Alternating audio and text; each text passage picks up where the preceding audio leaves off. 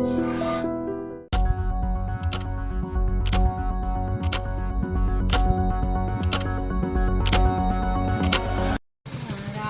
ఆంగో వచ్చింది, మొన్న నైట్ వచ్చిందండి. అది మొన్న మధ్యాహ్నం వచ్చి నెక్స్ట్ డోర్ మీదకి ఇలా ఉంది. నేను బయటకు వస్తున్నాను, వస్తుంటే అది నేను చూసి ఇలా వంకర తిరిగింది. బాబు స్వామి పాము అదిగో మెస్ డోర్ ఎక్కుతుందని చెప్పి నేను లోనికి వెళ్ళిపోయింది. ఆ పాము వచ్చేటప్పుడు జాయిగా దిగి అలా బాత్రూమ్ ఎత్తి వెళ్ళిపోయింది.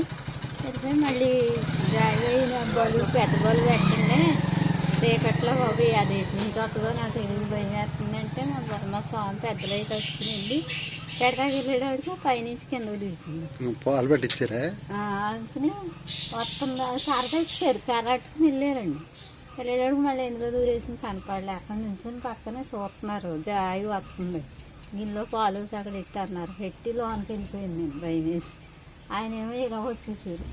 వచ్చాక అది వచ్చి తాగి బెదిరేసేసారండి. బాబు ఇంట్లోకి వచ్చేద్దేమో కొట్టేయండి అంటే కొట్టకుండా బెదరేసారు, వెళ్ళిపోయింది. దోసుకోం కదండి, ఓ దెబ్బ ఎత్తి వదిలేమంటే మళ్ళీ పగట్టేద్దని భయం వేసి బెదరేయగానే వెళ్ళిపోయింది. కాదమ్మా, పాము పాలు తాగిందా? నిండా ఇస్తేనండి. నువ్వే పెట్టావా, ఆయన పెట్టాడా? నేనే ఇస్తేనండి. అది రాకుండానే వస్తుందని చెప్పి అది ఎత్తేసి లోపలికి మొత్తం తాగేసిందా? మొత్తం తాగదు, సగం తాగింది.